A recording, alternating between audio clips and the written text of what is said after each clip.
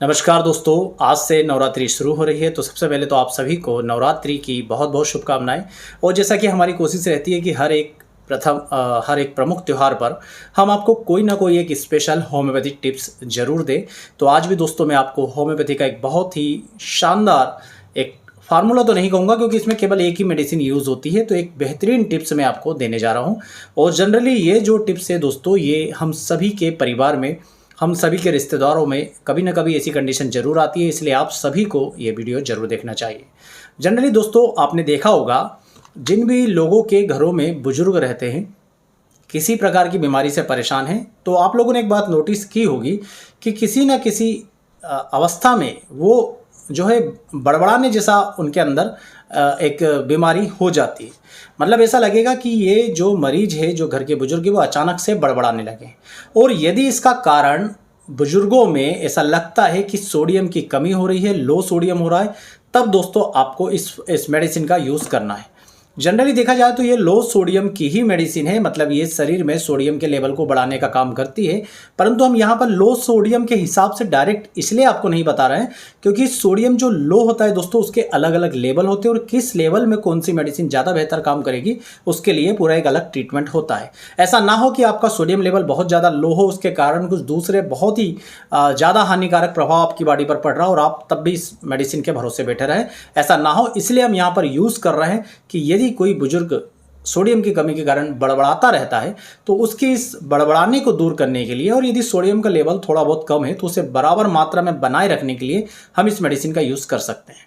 Generally दोस्तों क्या होता है कि जब घरों में बुजुर्ग लोग होते हैं, यदि वो किसी प्रकार की हार्ट की बीमारी से परेशान है, या जब आपने देखा होगा कि बहुत सारे मरीजों में पाँव में सूजन आती है और वो डॉक्टर के पास जाते हैं, तो डॉक्टर लोग उनके उच्च रक्तचाप के लिए या हार्ट की कंडीशन को देखते हुए या इस सूजन को उतारने के लिए उन्हें एक मेडिसिन देते हैं जिन्हें हम डायूरेटिक मेडिसिन कहते हैं, जो यूरिन की दर को बढ़ा देती है। मतलब मरीज को बार बार बाथरूम लगती है जिससे शरीर के अंदर पानी की कमी हो और जिससे ये सूजन उतर जाए। तो दोस्तों जब इस प्रकार की डायूरेटिक मेडिसिन दी जाती है तब अधिकांश बुजुर्गों में एक समस्या देखने में आती है कि डायूरेटिक मेडिसिन के लेने के फलस्वरूप शरीर से पानी निकलता रहता है और उस पानी के साथ सोडियम भी निकलता रहता है। इससे क्या होता है कि ब्लड के अंदर सोडियम की मात्रा कम हो जाती है, और जब भी किसी व्यक्ति में सोडियम का लेवल कम होता है तो उसके अंदर कुछ लक्षण देखने में आते हैं। जैसे जो व्यक्ति सोडियम की कमी से परेशान है, पीड़ित है, वो दोस्तों या तो उसके अंदर सोडियम कम होने के कारण उसे जो है एक भ्रम जैसा बनना शुरू हो जाता है, वो बड़बड़ाने लगेगा और एक उसके सामने एक भ्रम जैसी स्थिति उत्पन्न हो जाएगी। उसके पर्यावरण के या आसपास के परिवेश के जो लोग हैं वो ये समझ नहीं पाएंगे कि ये अच्छा खासा व्यक्ति इस प्रकार के बड़बड़ाने जैसी बातें किस प्रकार से कर रहा है।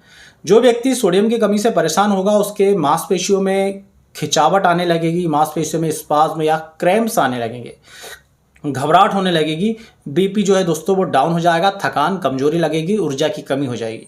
क्योंकि सोडियम जो होता है दोस्तों वो शरीर के अंदर कोशिकाओं में और कोशिकाओं के बाहर पानी के स्तर को बनाए रखने में बहुत ही महत्वपूर्ण भूमिका अदा करता है। इसके अलावा जो तंत्रिका तंत्र है उसको भी बेहतर बनाने में मदद करता है, और जो सिग्नल्स होते हैं न्यूरॉन्स के एक से दूसरे में पहुंचाने में सोडियम का महत्वपूर्ण रोल होता है। तो जब अधिकांश बुजुर्गों में ये देखा गया है कि जब वो डायूरेटिक मेडिसिन लेते हैं, और ये समझ लीजिए कि कोई ना कोई मरीज जो होता है वो कभी ना कभी किसी ना किसी अवस्था में उसे डायूरेटिक मेडिसिन दी जाती है। तो जनरली ये देखा जाता है कि जिसमें बहुत अधिक पानी का स्तर कम हो गया हो, डायूरेटिक मेडिसिन लेने के बाद बहुत ज़्यादा पानी निकल गया हो, उसमें सोडियम में निकल जाता है, सोडियम की कमी हो जाती है। ऐसा अधिकांश बुजुर्गों में देखने में आता है। ये अधिकांश बुजुर्ग वैसे भी दोस्तों जैसे नमक का सेवन कम मात्रा में कर रहे हैं या दूसरे कई कारणों से भी उनमें सोडियम की कमी हो जाती है। ऐसी अवस्था में उनमें एक प्रमुख लक्षण होता है बड़बड़ाते रहने का। वो बड़बड़ाते रहते हैं, रात में सोएंगे भी तो कुछ ना कुछ बड़बड़ाते रहेंगे जिसका वास्तविकता से कोई संपर्क नहीं होगा। अब ऐसी कंडीशन में जब आप सोडियम टेस्ट करवाएंगे तो सोडियम नॉर्मल लेवल से कम निकलेगा। तो दोस्तों इस कंडीशन में जनरली डॉक्टर क्या करते हैं कि सोडियम की टेबलेट देते हैं, जो साधारणतः नमक की गोलियाँ होती हैं, या कुछ डॉक्टर जो होते हैं वो हाइपोनेटो, इस टाइप की जो सोडियम की आधुनिक मेडिसिन आ गई है एलोपैथी में, वो देते हैं। सोडियम का लेवल बहुत ज़्यादा कम होता है तो फिर सोडियम डायरेक्ट जो है वो इंट्रावेनस फ्लूइड के रूप में लगाई जाती है। पर दोस्तों यदि किसी मरीज में ये बार बार हो रहा है कि सोडियम का लेवल कम हो जाता है और वो बहुत ज़्यादा कम ना होकर के थोड़ा बहुत कम होता है, आप उसे टेबलेट की मदद से यदि सामान्य अवस्था में बनाए रखना चाहते हैं तो होम्योपैथी में भी इसके लिए एक बेहतरीन मेडिसिन है, उसके बारे में मैं आपको बताना चाहूँगा। उस मेडिसिन का नाम है नेट्रम म्यूरेटिकम 6x पोटेंसी में। ये मेरे हाथ में आप देख रहे हैं, ये एक 25 ग्राम की टेबलेट है। इसमें नेट्रम म्यूरेटिकम 6x मिली हुई है, ये टेबलेट फॉर्म में आती है। अब जैसा कि आप नाम से ही देख रहे हैं, नेट्रम म्यूरेटिकम मतलब ये नमक से बनने वाली दवा है। और नमक की कमी मतलब डॉक्टर भी यही सलाह देते हैं कि सोडियम की कमी है तो आप नमक लीजिए। तो फिर आप कहेंगे कि फिर इसमें अंतर क्या है, हम डायरेक्ट नमक नहीं ले लेंगे। तो दोस्तों ये जो नेट्रम म्यूरेटिकम 6x है, ये होम्योपैथी की एक प्रोसेस के द्वारा बनता है जिसे हम ट्राइचूरेशन कहते हैं, पोटेंटाइजेशन कहते हैं। तो पोटेंटाइजेशन के अंदर जो है ट्राइचूरेशन आता है। तो इसमें क्या होता है दोस्तों कि जो नमक होता है साधारण, उससे लिया जाता है और एक प्रोसेस होती है ट्राइचूराइजेशन की। उस प्रोसेस के बाद ये जो है 6x पोटेंसी में तैयार होता है।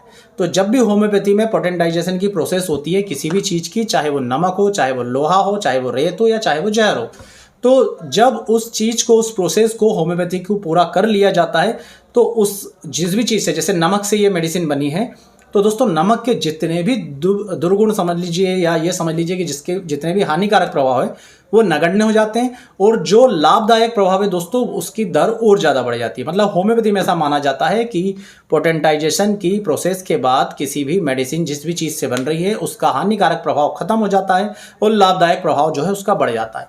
तो नमक की तुलना में नेट्रम म्यूरेटिकम 6x लेने पर आपको बहुत ही ज़्यादा लाभदायक परिणाम देखने को मिलते हैं और लेना भी बहुत ईजी होता है। नमक जैसे चूंकि आप खाएंगे तो खाने में बहुत ज़्यादा खारा लगता, नहीं ले पाते। इसकी आपको 4 टेबलेट, ये छोटी छोटी टेबलेट फॉर्म में आती है, तो 4 टेबलेट सुबह, दोपहर और रात, दिन में 3 बार मरीज को देते रहना है। उसका सोडियम लेवल धीरे धीरे नॉर्मल हो जाएगा और आप देखेंगे कि देने के कुछ समय में ही आपको जो बुजुर्ग लगातार बड़बड़ा रहा था, पर ध्यान रखिएगा बड़बड़ाने का यदि कारण सोडियम की कमी है तो जो लगातार बड़बड़ा रहा था उसका बड़बड़ाना बंद हो जाएगा। ऐसी कंडीशन में आप जो सुबह, दोपहर और रात, दिन में 3 बार दे रहे थे उसमें दोपहर का स्किप कर दीजिए, केवल सुबह शाम देते रहिए। यदि सोडियम लेवल बिल्कुल नॉर्मल हो जाता है तो आप इसे डेली 1 बार कर सकते हैं, या 4 टेबलेट की जगह 2 टेबलेट या 1 टेबलेट कर सकते हैं, बंद भी कर सकते हैं। आगे जाकर फिर से सोडियम यदि लो होता है तो आप इसे फिर से चालू कर सकते हैं बिना किसी साइड इफेक्ट के। इस प्रकार से नेट्रम म्यूरेटिकम 6x जो नमक से ही बनने वाली दवा है, शरीर में सोडियम के लेवल को पूरा करती है। तो बुजुर्गों में बड़बड़ाने की जो आजकल रोग देखा जा रहा है, जो अधिकांश घरों के बुजुर्गों में आपको मिलेगा, जिसका मुख्य कारण सोडियम की कमी, तो उसके लिए आप इस मेडिसिन का यूज़ कीजिए।